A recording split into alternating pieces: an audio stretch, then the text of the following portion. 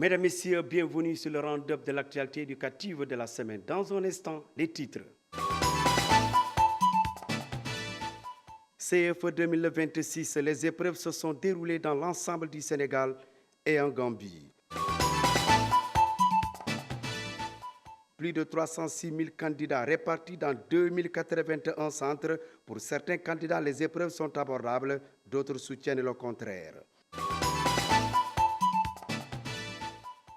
Examen de fin d'année, un conseil interministériel pour impliquer tout le monde dans la gestion à travers une dizaine de mesures. Voici les titres, le développement dans une poignée de secondes.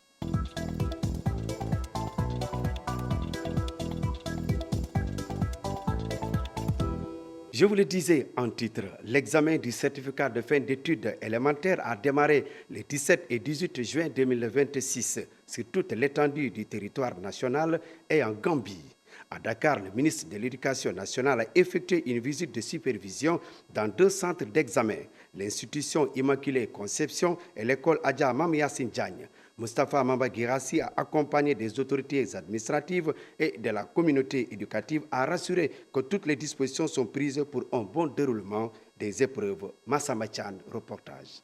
Le ministre de l'Éducation nationale, à la tête d'une forte délégation, s'est rendu au centre du cours privé Immaculée de Conception, puis à celui de Adjamam Yassine Diagne dans la circonscription de Dakar Plateau. Pour toutes ces académies contactées, ça se passe très très bien. Il y a eu à Kolda de légères pluies, mais qui n'ont pas eu d'incidence sur le déroulement des examens. Donc tous les élèves, tous les candidats étaient présents. Dans un seul centre, on nous avait signalé 4 absents, et ces absents c'était des candidats individuels. Donc ce qui veut dire que les élèves eux-mêmes étaient tous présents. C'est aussi l'occasion de féliciter toute la communauté éducative. Du côté des candidats, le discours est presque le même. Les épreuves sont abordables. On a fait des exercices comme ça, on a traité, on a fait des questions de cours, tout ça. Et je pense que ça ira. Oui, ça ira. Les épreuves étaient abordables. Je pense que je vais m'en sortir bien. Cette session du CFE marque une étape importante dans la mise en œuvre réussie des nouvelles réformes, notamment la suppression de l'examen d'entrée en 6e et la gestion de l'évaluation dans le centre. Et le lieu, encore une fois, de féliciter cette communauté pour les initiatives qui ont été prises cette année. CFE qui se fait dans le centre et qui va impacter le déroulement, la transparence et les résultats du CFE. Généralement, on se souvient, les résultats étaient obtenus après 1 mois, et ce qui mettait quand même beaucoup de doutes sur la crédibilité des résultats par rapport à la transparence, le temps que ça prend, mais aussi sur le moral des enfants et des parents. Là, c'est une chose réglée définitivement. Il y a une digitalisation et toutes les opérations se font dans le centre. Et ça, c'est extrêmement important. C'est une très belle innovation, encore une fois. Le ministre Moustapha Mamba Guirassy, accompagné des représentants des syndicats d'enseignants et des parents d'élèves, a salué la mobilisation des autorités administratives et la synergie des IA et des IF pour la parfaite organisation de l'examen. L'examen du certificat de fin d'études élémentaires a eu lieu les 17 et 18 juin passés à travers tout le pays et en Gambie. Cette année, le nombre de candidats est de 306 485, dont 56,64% de filles. Ils sont répartis dans 2081 centres d'examen. Le ministère de l'Éducation nationale a rassuré que les dispositions sont prises pour un bon déroulement des épreuves. Pape Kolingom. Face à la presse, le directeur des examens et concours du ministère de l'Éducation nationale publie les statistiques de l'examen du certificat de fin d'études élémentaires CFE et annonce les dispositions prises pour un bon déroulement de l'examen. Cette année, nous avons 306 485 candidats, dont 56,64% de filles, 2000 répartis dans 2081 centres d'examen, et les candidats issus de l'option franco-arabe sont au nombre de 16 518, soit un pourcentage de 5,38%. 2026 marque l'an 1 de la mise en œuvre de la refondation du système éducatif, le CFE dans le centre, la digitalisation, la suppression de l'entrée en sixième sont des innovations majeures qui entrent dans leur phase de généralisation. À partir de cette session, tout se fera, n'est-ce pas, à moins de 10 jours, à l'image du BFM et du baccalauréat. Cela, pourquoi? Parce que toutes les opérations seront directement faites dans le centre. L'administration des épreuves, la correction, la saisie des notes, la délibération et la proclamation des résultats, toutes ces opérations se feront dans le centre, n'est-ce pas, à moins de 10 jours. Mais ce qui marque également cette session, c'est la transformation numérique d'envergure. Grâce à la plateforme Anadol, l'ensemble du processus d'examen est désormais digitalisé. Cette année, comme les sessions précédentes, des mesures exceptionnelles sont prises pour permettre aux candidats sans extrait de naissance et ceux en situation de handicap de passer l'examen dans de bonnes conditions. Cette année également, nous avons pensé à la question de l'inclusion et de l'équité.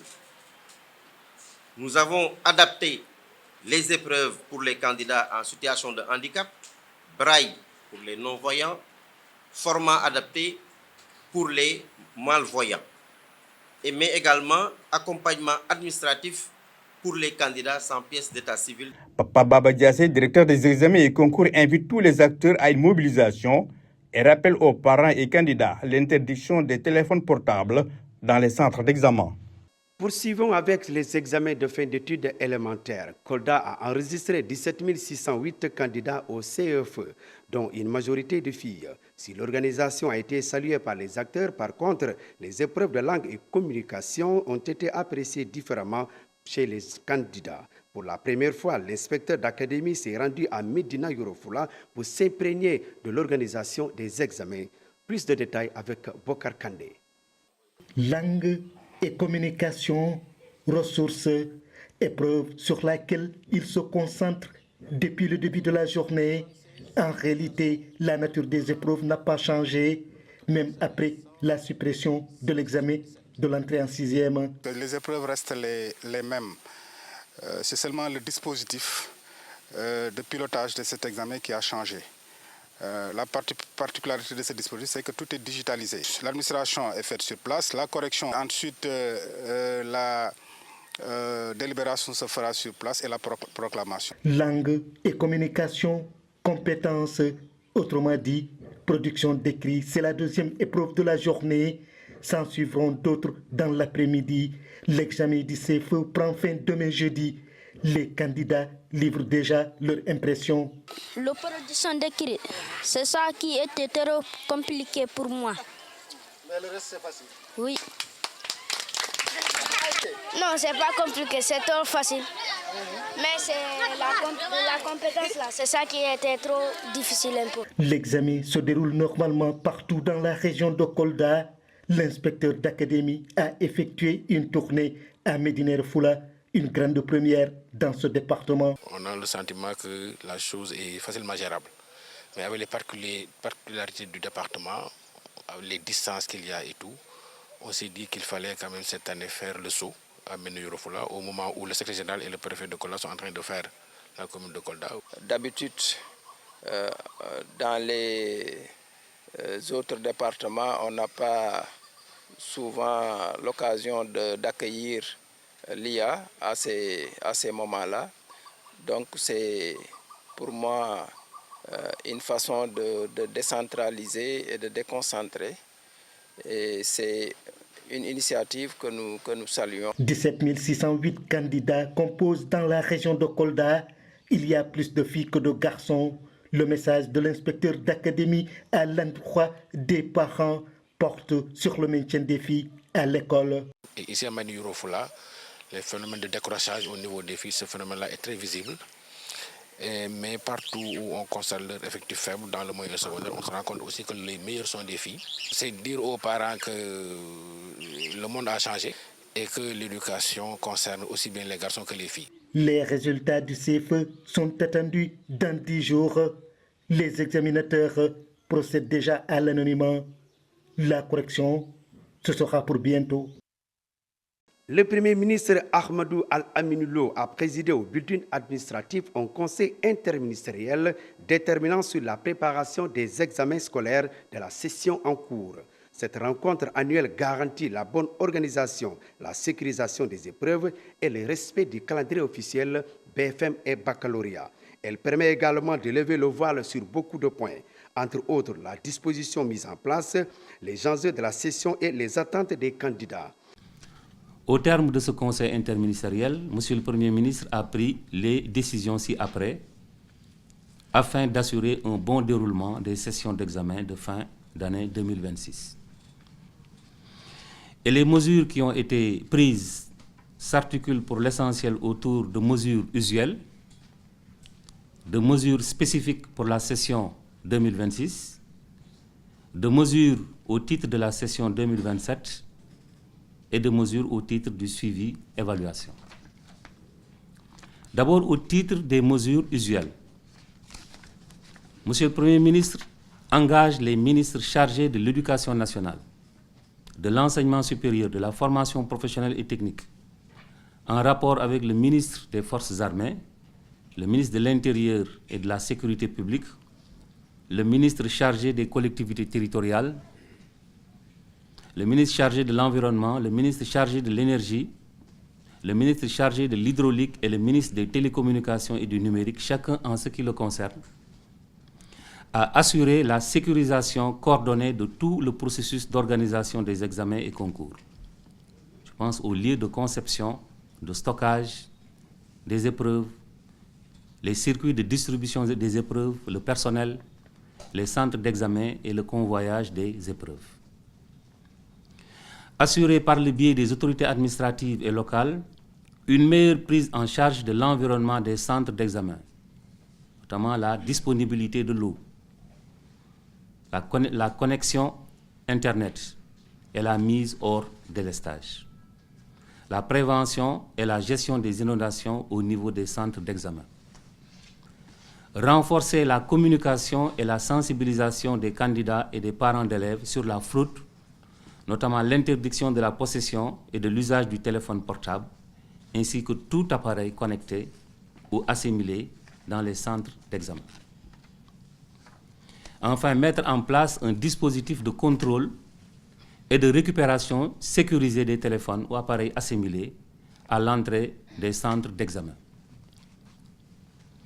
Au titre des mesures spécifiques pour la session 2026, Monsieur le Premier ministre demande au ministre de l'Enseignement supérieur, en rapport avec le ministre de la Justice, de prendre les dispositions nécessaires pour permettre aux candidats forclos pour certains faits d'état civil qui ne leur sont pas imputables de passer l'examen du baccalauréat à la session de remplacement 2026. Concernant la prise en charge des candidats en situation de handicap, les ministres de l'Éducation nationale, de l'Enseignement supérieur et de la formation professionnelle et technique sont invités à adapter les épreuves des examens et concours à chaque type de handicap, notamment par un dispositif de transcription en braille des épreuves pour les candidats non-voyants, l'agrandissement des polices d'écriture pour les candidats malvoyants et veiller à l'application du tiers-temps pédagogique pour les candidats en situation de handicap. Mettre en place un dispositif complet d'accueil et d'accompagnement dans les centres d'examen, comprenant les mesures spécifiques pour les candidats en situation de handicap, ce qui permettrait de garantir les aménagements nécessaires et l'accessibilité. Monsieur le Premier ministre invite également le ministre de l'Éducation nationale, le ministre de l'Enseignement supérieur et le ministre de la Formation professionnelle et technique à veiller au parachèvement du mode opératoire de paiement digitalisé, de manière à assurer le paiement des avances et le règlement intégral des indemnités dues aux différents acteurs, surveillants, secrétaires correcteurs, examinateurs, superviseurs, à la fin des examens et à faciliter la prise en charge du convoyage des épreuves par les forces de défense et de sécurité. À ce niveau, la sanctuarisation du budget de l'éducation nationale constitue désormais une option irréversible du gouvernement.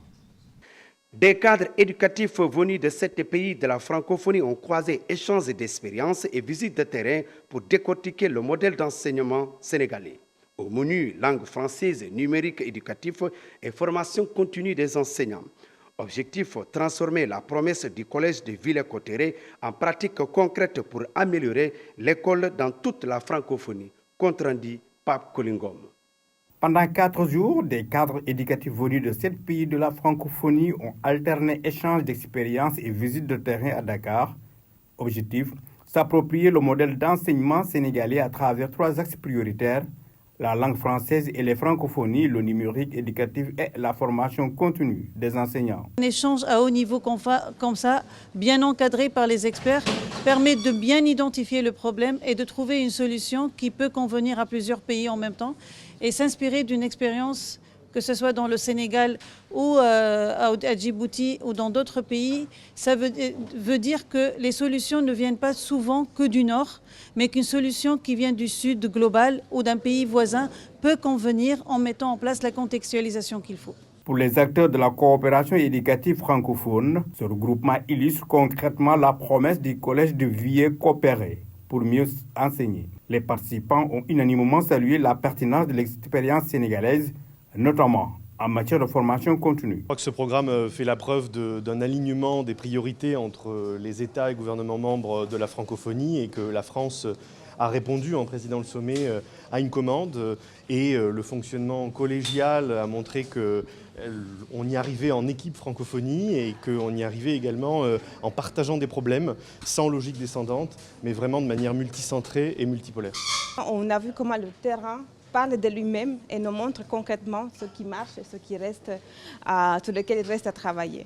Donc nous allons voir maintenant comment apprendre de ce regroupement et voir en quelle mesure il est reproductible pour les autres cohortes de la filière, notamment au Vietnam en septembre.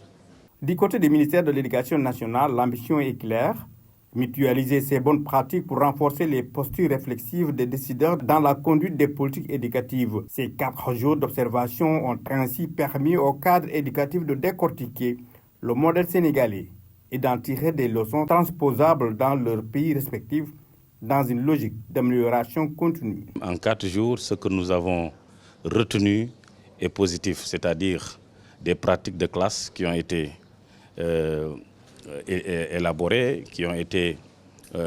dont nous avons reçu des critiques positives, mais non seulement des critiques positives, mais des suggestions qui permettront au Sénégal vraiment d'améliorer sa pratique.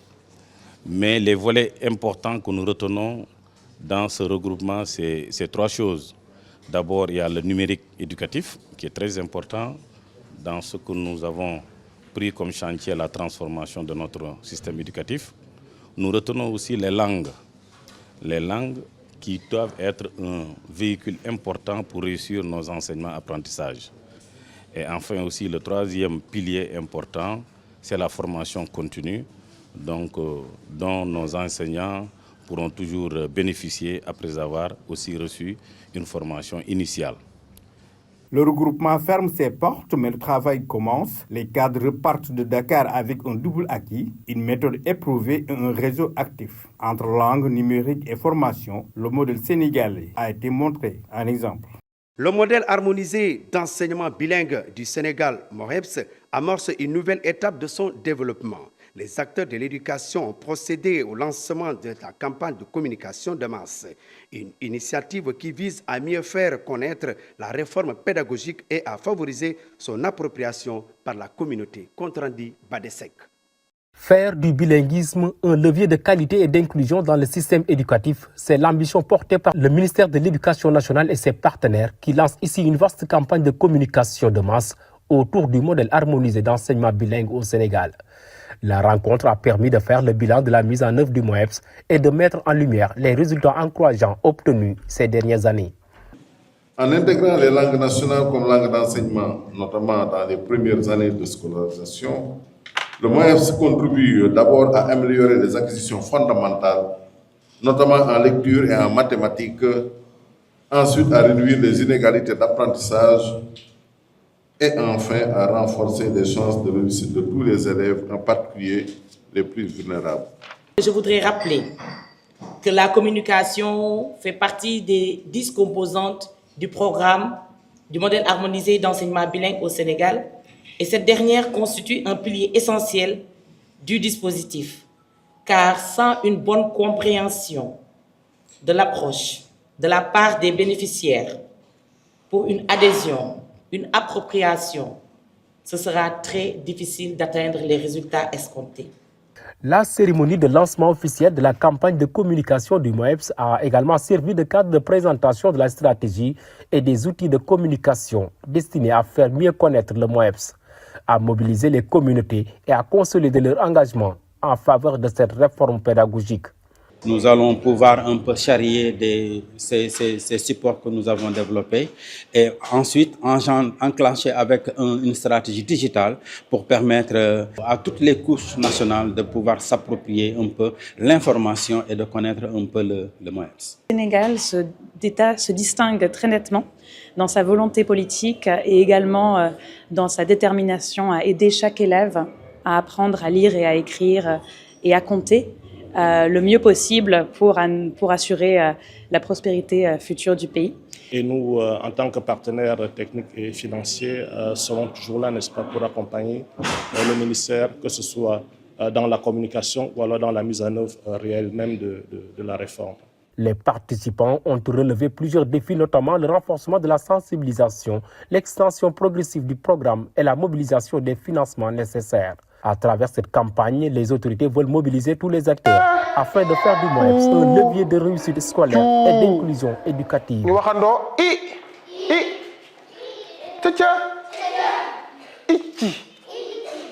Le groupe scolaire Le Poussiné a remporté la grande finale Guestou, organisée par l'inspection de l'éducation et la formation des parcelles assainies au détriment de l'école Cœur Mam Nafissa sur un score de 79 à 48. La compétition qui a réuni au département plus d'une centaine d'écoles élémentaires vise à accompagner les élèves dans leur préparation aux examens de fin d'année scolaire. Retour sur les temps forts de la finale avec Fallou Sek. Sur la ligne de départ de cette compétition exigeante, plus d'une centaine d'écoles issues du privé et du public d'élèves des parcelles assainies. Aujourd'hui, l'heure est au duel final entre seulement deux établissements, l'école Poussinette et l'école Mam Nafissa. Depuis quelques années, nous organisons ces rencontres de Jeux Guestou qui met en compétition les élèves des classes de la troisième étape, surtout CM1 et CM2. Et cette année, nous avons en tout cas deux équipes qui sont arrivées en finale. C'est l'équipe de l'école Le Poussiné qui depuis 3 ans remporte la finale et l'équipe Kër Mam Nafissa qui vient cette année d'arriver à ce niveau de l'IEF. Deux équipes qui n'ont pas démérité. Le match a été houleux, les questions ont été vraiment approfondies et pourtant les élèves s'en sont sortis. C'était des jeux qu'on commence d'abord en phase éliminatoire. On commence d'abord par district. District, on joue phase éliminatoire jusqu'à finale district.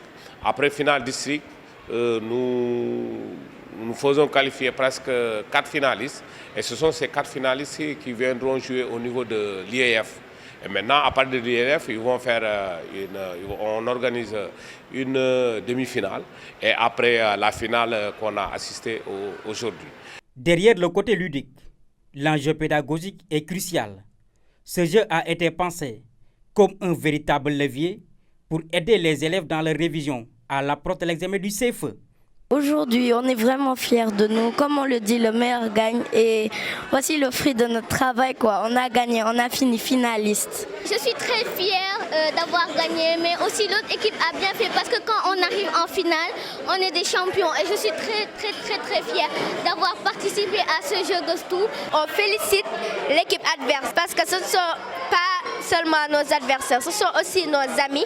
On remercie aussi nos encadreurs. Bien vrai qu'on a terminé deuxième, mais au moins on a atteint la finale. Et on a vraiment pensé que ce match a été loyal et vraiment exceptionnel. Au terme d'un face-à-face intense et riche en suspense, le verdict est tombé.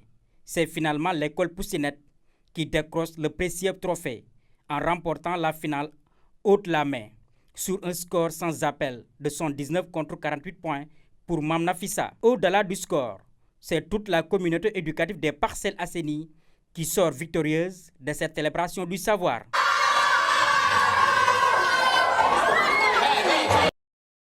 Un incendie d'une rare violence a fortement endommagé les locaux de la télé-école. Face à l'ampleur des dégâts, le ministre de l'Éducation nationale s'est rendu sur place pour exprimer la solidarité des autorités, à réaffirmer l'engagement de l'État à accompagner la réhabilitation des locaux de la chaîne de télévision éducative. Reportage Marietouba. Des murs noircis, des équipements complètement calcinés, les décors ont dit long sur les conséquences du sinistre. L'émotion est palpable ici aux chaises de télé-école. L'incendie a tout raflé sur son passage. Le ministre de l'Éducation nationale a effectué une visite de solidarité, une occasion pour constater l'étendue des dégâts, mais aussi apporter un message de soutien et d'espoir aux agents durement éprouvés par ce sinistre. Donc aujourd'hui, le message que j'ai en tout cas à délivrer, c'est de dire aux gens que, comme je l'ai écrit dans un de mes ouvrages, les choses faciles ne sont pas durables.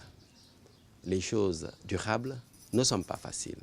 Depuis 2012-13, nous avions réfléchi sur les technologies émergentes. Où va le monde avec la technologie? Comment faire pour que si vous mettez en place un dispositif de télévision, que les contingences physiques ne puissent pas impacter le projet?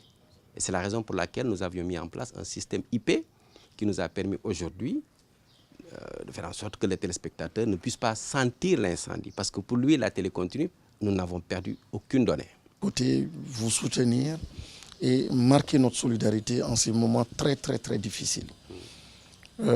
Pour un bâtisseur, pour un entrepreneur de votre temple. On connaît tous, et personnellement moi, je connais l'histoire et le parcours de l'odyssée même, je dirais, de cet édifice, de ce temple du savoir, et ce temple qui a participé à éduquer, à accompagner donc le devenir de nos enfants. Créée en 2012, la chaîne Télé-École se veut la première chaîne de télévision éducative au Sénégal. Le ministre de l'Éducation nationale a pour sa part réaffirmé l'engagement des autorités à accompagner la réhabilitation des locaux. Aujourd'hui, nous allons vers une phase de reconquête. Nous allons vers une phase de reconstruction totale de Télé-École. En tant que première télévision éducative d'Afrique qui a inspiré l'ensemble des pays de l'Afrique lorsqu'on a vécu la Covid-19, et je pense que, ne serait-ce que pour cela, nous avons le devoir de rester debout, de rester très fort et de savoir que les choses iront de l'avant et en mieux. Vous aurez à vos côtés le ministère de l'Éducation nationale et certainement les autres membres du gouvernement, mais en particulier le ministère de l'Éducation nationale. Vous l'aurez financièrement à vos côtés, vous l'aurez matériellement à vos côtés, vous l'aurez aussi par rapport à vos projets. On veut que ce partenariat ne soit pas simplement un partenariat financier ou matériel, mais dans la substance même donc, de vos activités, que nous puissions être associés pour vous aider à vous relever. Vous êtes déjà debout, mais en tout cas qu'on sente que le partenariat est vivant. Cette visite marque une étape importante dans la prise en charge des conséquences de l'incendie. Les autorités assurent suivre de près l'évolution de la situation, afin que la chaîne éducative Télé-École puisse retrouver son fonctionnement normal dans les meilleurs délais. Madame, Messieurs, c'est cet élément qui met fin à ce round-up de l'actualité éducative de la semaine. Merci de nous avoir suivis. Merci à toute l'équipe technique. Restez fidèles au programme de Canal Éducation, la chaîne de tous les savoirs.